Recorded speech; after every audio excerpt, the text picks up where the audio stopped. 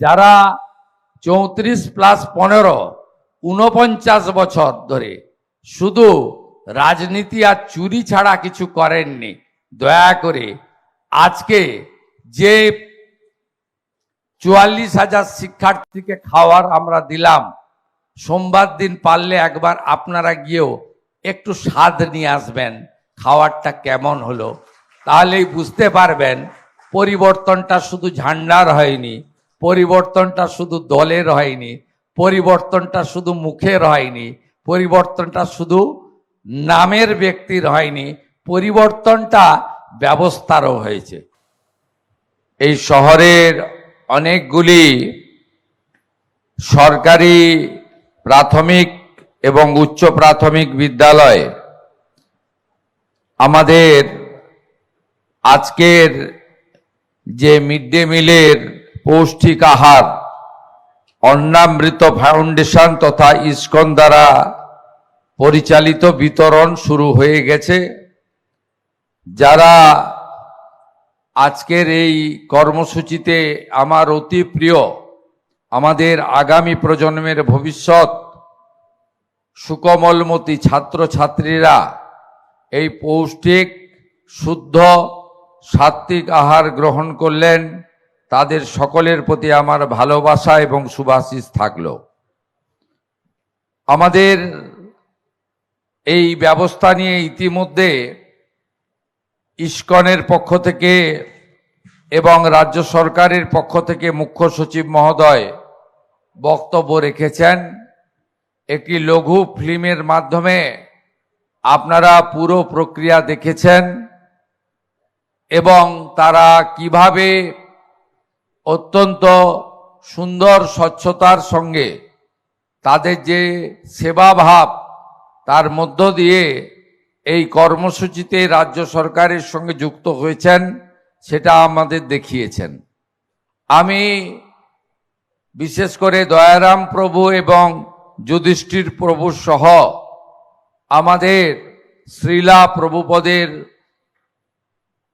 আদর্শে প্রতিষ্ঠিত ইসকনের সমস্ত ব্যবস্থাপকদের, সন্ন্যাসীগণকে, প্রচারকগণকে এবং সহযোগী বৃন্দকে সবাইকে আমি হরে কৃষ্ণ মন্ত্রের মধ্য দিয়ে ধন্যবাদ এবং কৃতজ্ঞতা জ্ঞাপন করি। আমাদের মধ্যে আছেন কৃতি প্রধান শিক্ষক, রাজ্যের স্কুল এডুকেশন সহ 3টি দপ্তরের গুরুত্বপূর্ণ মন্ত্রী, আমার সতীর্থ সম্মানীয় দীপক বর্মন মহোদয়। তাকে আমি ধন্যবাদ জানাই যে ক্যাবিনেট বা আমাদের ইচ্ছাটা তিনি অতি দ্রুত সম্পন্ন করেছেন, তাকে এবং তার টিমকে ধন্যবাদ জ্ঞাপন করি।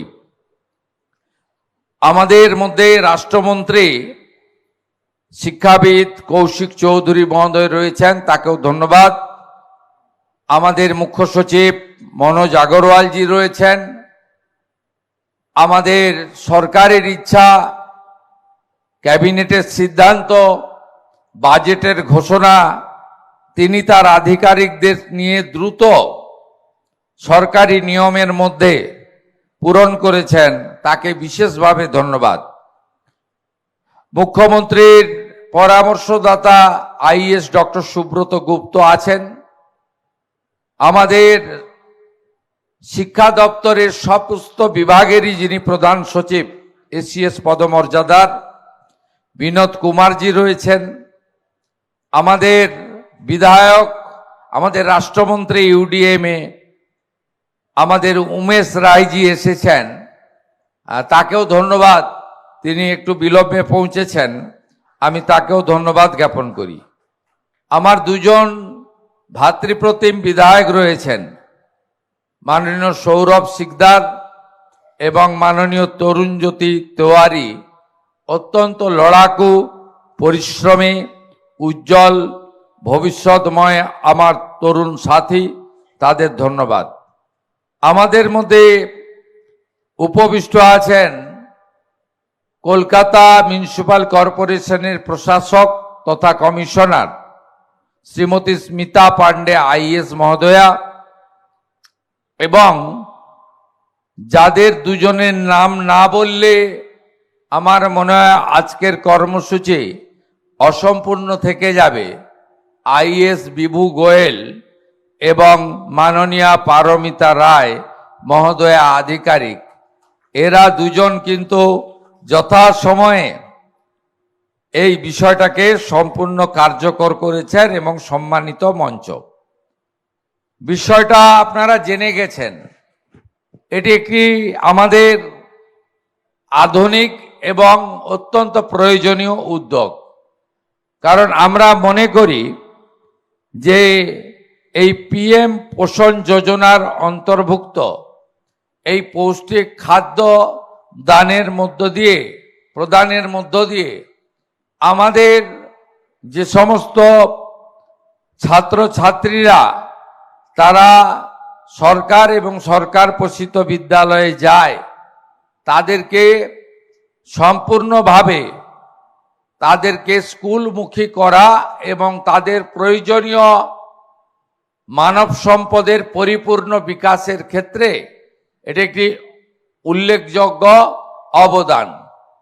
এই মিড ডে মিলের কনসেপ্ট এবং আমাদের যে ড্রপ আউট বন্ধ করার জন্য ভারতরত্ন প্রয়াত অটল বিহারী বাজপেয়ী প্রাক্তন প্রধানমন্ত্রী প্রথম তিনি মাথায় এনেছিলেন যে কেন বিশেষ করে অর্থনৈতিকভাবে দুর্বল পরিবারের বাচ্চারা স্কুলে অ্যাডমিশন নিচ্ছে, তারপরে কন্টিনিউ করছে না, ড্রপ আউট করছে। এইটা যখন ভারতবর্ষে অর্থনৈতিক সমীক্ষা হয়, দুটো কমিশন বসানো হয়েছিল, তারা রিপোর্ট দিল ভারত সরকারকে যে এর মূল কারণ হচ্ছে সকালবেলা ব্রেকফাস্ট অধিকাংশ অর্থনৈতিক দুর্বল পরিবারে হয় না। তারপরে তাদেরকে খুব তাড়াহুড়া করে, আগে এত রাস্তাঘাটও ছিল না, এত পরিবহনের ব্যবস্থা ছিল না, 3 কিলোমিটার 4 কিলোমিটার হেঁটে তাদেরকে বিদ্যালয়ে অনেককে যেতে হতো। গ্রামের দিকে তো বটেই, আরও লম্বা আছে, 5 কিলোমিটারও হাঁটতে হয়, সাইকেলে যেতে হয়, বা বাবা মা পৌঁছে দেয় এমন আছে। তার ফলে দেখা গেছে যে 100 জন যদি ভর্তি হয়, তার মধ্যে 50 জন পরীক্ষায় বসছে বা ক্লাস 1 থেকে 4 কমপ্লিট করছে, বা 4 থেকে 6 কমপ্লিট করছে, বা 6 থেকে 8 কমপ্লিট করছে, বা 8 থেকে 10 কমপ্লিট করছে, বা 10 থেকে 12 কমপ্লিট করছে। 50%-এর বেশি ড্রপ আউট হয়ে যাচ্ছে। এই ড্রপ আউট হয়ে যাওয়ার মূল কারণ হলো গ্রামীণ এলাকা বা অর্থনৈতিক দুর্বল এলাকায় বাচ্চাদের ক্ষুধা, তারা খিদে পেয়ে যায় এবং তারা স্কুল থেকে এসে চলে যায়, আবার আসা বন্ধ করে দেয় ধীরে ধীরে। তাই মহামানব ভারতরত্ন অটল বিহারী বাজপেয়ী তিনি ধীরে ধীরে সর্বশিক্ষা অভিযান, সমগ্র শিক্ষা অভিযান এবং নানা ধরনের কর্মসূচির মধ্য দিয়ে এই বিষয়টাকে এগিয়ে নিয়ে যান। বর্তমানে প্রধানমন্ত্রী নরেন্দ্র মোদীজি এই কর্মসূচিতে আগে মাত্র 3 টাকা করে বরাদ্দ ছিল, সেই বরাদ্দ আস্তে আস্তে বাড়াতে সরকারের সামর্থ্য অনুযায়ী তা তিনি বাড়ানোর ব্যবস্থা করেন এবং ধীরে ধীরে অনেক ব্যক্তিবর্গ, অনেক প্রতিষ্ঠান এগিয়ে আসে, যারা সরকারের যে বরাদ্দকৃত অর্থ দিয়ে বাড়তি কিছু করা যায় না। সে খাওয়ার আমি নিম্নমানের বলবো না, কিন্তু ওটা সম্পূর্ণ আহারের মধ্যে পড়ে না, যেটা সরকারি অর্থে খাওয়ার দেওয়া হয়। অনেক দানশীল ব্যক্তি রয়েছে, কারণ এই দেশ সেবা মানসিকতা নিয়েই এই দেশের মানুষজন তৈরি হয়েছেন, এবং যত বড় বড় প্রতিষ্ঠান তৈরি হয়েছে, তারা কেবলমাত্র আপনার আধ্যাত্মিক চেতনা বা ধর্ম জাগরণের জন্য কাজ করেন না। যেমন ইস্কন, যেমন রামকৃষ্ণ মঠ মিশন এবং অন্যান্য অনেক সংগঠন রয়েছে দেশব্যাপী। তারা আমাদের গুরুদ্বারা যেখানে আছে দেখবেন, গুরুদ্বারা যেখানে আছে, জৈন সমাজের যেখানে মন্দির বা প্রতিষ্ঠান আছে দেখবেন, সেখানে আপনি দেখবেন যে তাদের সেবার মানসিকতার মধ্য দিয়ে যে আধ্যাত্মিক চেতনা, তার সাথে অন্নদান, অন্ন প্রদান, এটাও একটা আমাদের যে ভারতবর্ষের শুধু ধর্মীয় পরম্পরা নয়, যে সাংস্কৃতিক পরম্পরা রয়েছে, যে পরম্পরা আমরা কখনো ভুলে যেতে পারি না, ভুলিয়ে দিতে চাই না। সেই জন্য তারা এগিয়ে আসেন এবং এগিয়ে আসার ফলে আজকে বহু জায়গায় মিড ডে মিলে অনেক প্রতিষ্ঠান যুক্ত হয়েছে। তার মধ্যে অগ্রণী ভূমিকা নিয়েছেন আমাদের অন্নামৃত ফাউন্ডেশন, যা মূলত ইস্কনের দ্বারা পরিচালিত, যে কথা দয়ারাম প্রভু এখানে বিস্তারিতভাবে বলেছেন।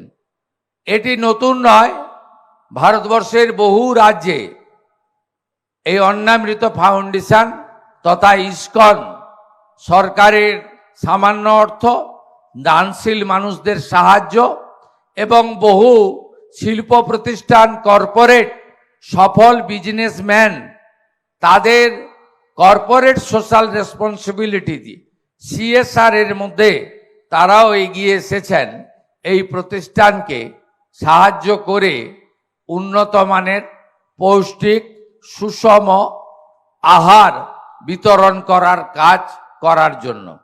তাই আমরা সরকারে আসার পরে 9 মে আমি মাননীয় প্রধানমন্ত্রীর উপস্থিতিতে মহামহিম রাজ্যপালের দ্বারা মন্ত্রগুপ্তির শপথ নিয়ে এই রাজ্যের গুরুদায়িত্ব কাঁধে তুলে নিয়েছি, বা আপনারা আমাকে দিয়েছেন।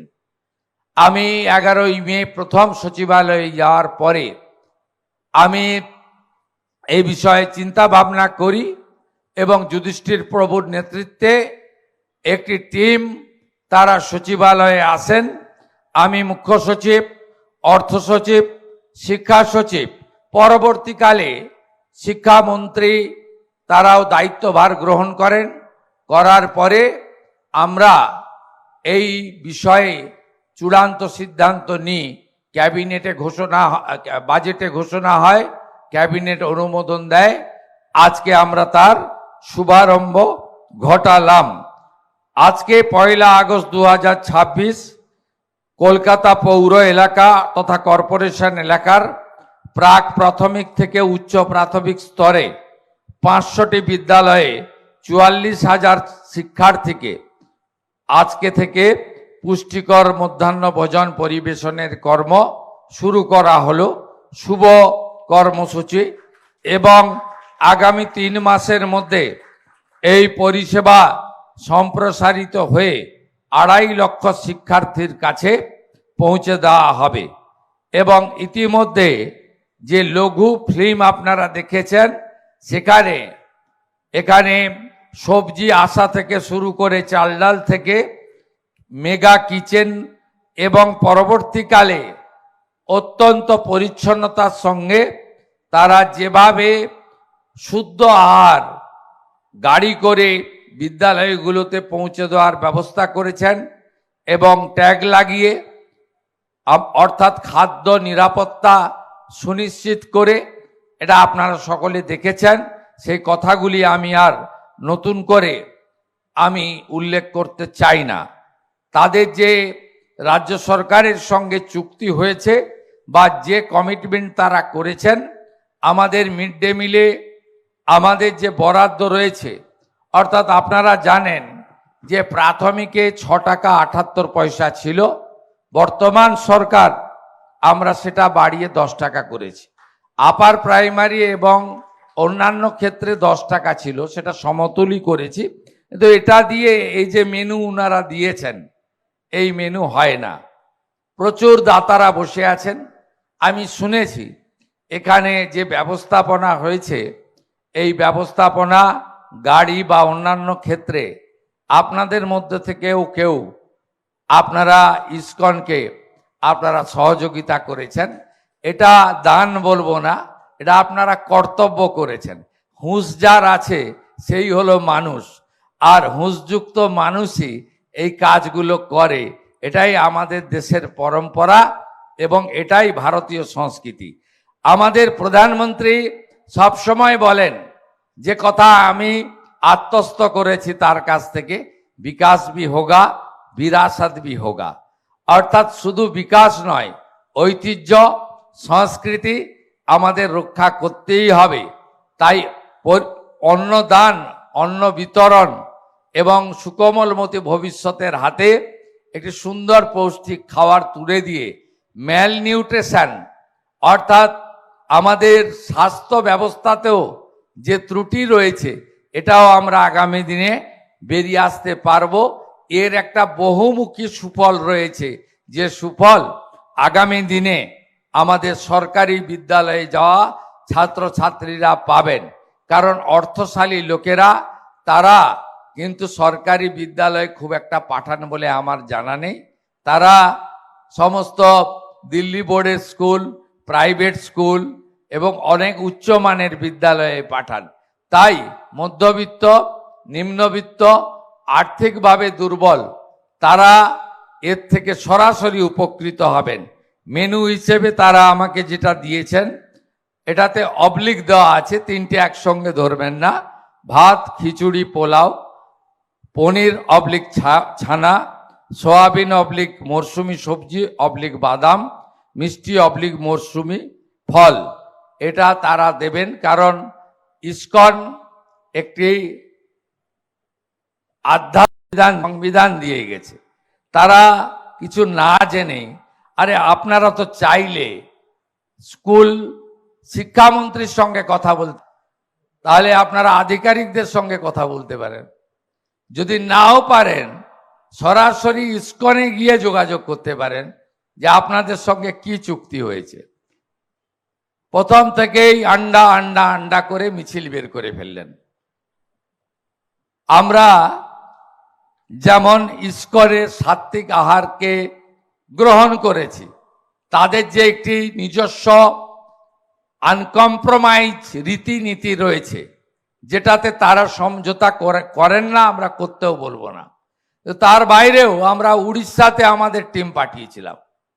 সেখানে এসএইচজি গ্রুপকে দিয়ে আলাদা করে সপ্তাহে একদিন করে তারা ডিম সিদ্ধ দেন। আমরা ঠিক করেছি এসএইচজি গ্রুপকে দিয়ে সপ্তাহে এই খাবারের সঙ্গে নয়, আলাদা করে আমাদের ব্যবস্থাতেই দুদিন বাচ্চাদের ডিম সিদ্ধ বিতরণ আমরা করব। আশা করি সমালোচকরা আজকে একটু শান্তিতে থাকবেন, মুখটা বন্ধ রাখবেন, আর মনে মনে প্রশংসা করবেন। আর যদি হিংসারূপু শরীরে থাকে, সেটাও সংযমব্রত অন্তত আজকের দিনের জন্য আপনারা হিংসা রিপুটাকে নিয়ন্ত্রণ করবেন। এইটুকু আমি আপনাদের কাছে, মানে আমার বিরোধীদের কাছে প্রার্থনা করব। এর থেকে বেশি কিছু আমার বলার নেই। আরেকটা মিছিল আমার চোখে পড়েছিল 1 মাস আগে। মিড ডে মিলের রাঁধুনি যে সমস্ত আমাদের দিদি এবং বোনেরা আছেন, তাদের নিয়ে একটা মিছিল হয়েছিল। ইসকনকে ঢুকিয়ে দেওয়া হচ্ছে, হিন্দু সরকার, আমাদের কাজ কেড়ে নেওয়া হচ্ছে। আমি মিছিলটা দেখেছিলাম, রিয়াক্ট করিনি। কারণ আমি আমার এই দীর্ঘ রাজনৈতিক এবং জনপ্রতিনিধির জীবনে দুটো মন্ত্রকে আত্মস্থ করেছি, একটা হলো ধৈর্য, আর একটা হলো সহ্য। আমি সেই মিছিলকারীদের উদ্দেশ্যে বলি, একজনও রাঁধুনি মা, দিদি, বোন কর্মচ্যুত হবেন না। ইসকন তার রান্নার প্রক্রিয়াতে, বিতরণের প্রক্রিয়াতে তাদেরকে যুক্ত করবে। এবং যুক্ত করার শুধু নয়, আমরা তাদেরকে আগের সরকার মাত্র 2000 টাকা দিত। আমরা আগস্ট মাস থেকে তাদেরকে 1000 টাকা বাড়িয়ে 3000 টাকা করে দিয়েছি। 3000 টাকা কিছুই নয়, কিন্তু cut your coat according to your cloth. আমাদের টাকা নেই, 8 লক্ষ কোটি টাকা ঋণের বোঝা। ধীরে ধীরে এই রাজ্য যখন অর্থনৈতিকভাবে আরও শক্তিশালী হবে, বেশি দিন হয়নি, 11 সপ্তাহের সরকার, 1টা বছর চেয়ে নিচ্ছে, তারপরে দেখবেন এই রাজ্য অর্থনৈতিকভাবে দুর্বল নয়, অর্থনৈতিকভাবে শক্তিশালী রাজ্যে পরিণত হবে। এই প্রসঙ্গে উত্তরপ্রদেশের মহান মুখ্যমন্ত্রী যোগী আদিত্যনাথজিকে ধন্যবাদ দেব যে তিনি পিএম পোষণে আলাদা করে 1 গ্লাস দুধ, কোথাও ফলের রস, কখনো গোটা আপেল, কখনো পনির, কখনো ভালো ডাল ইত্যাদি অ্যাডিশনালি তার রাজ্য সরকার থেকে দিয়ে আসছেন। যারা 34+15 49 বছর ধরে শুধু রাজনীতি আর চুরি ছাড়া কিছু করেননি, দয়া করে আজকে যে 44,000 শিক্ষার্থীকে খাওয়ার আমরা দিলাম, সোমবার দিন পারলে একবার আপনারা গিয়েও একটু স্বাদ নিয়ে আসবেন, খাওয়ারটা কেমন হলো, তাহলেই বুঝতে পারবেন পরিবর্তনটা শুধু ঝান্ডার হয়নি, পরিবর্তনটা শুধু দলের হয়নি, পরিবর্তনটা শুধু মুখের হয়নি, পরিবর্তনটা শুধু নামের ব্যক্তির হয়নি, পরিবর্তনটা ব্যবস্থারও হয়েছে। সবাই ভালো থাকবেন। স্মরণ করি প্রভু শ্রী চৈতন্যদেবকে, স্মরণ করি শ্রীলা প্রভুপাদকে। আর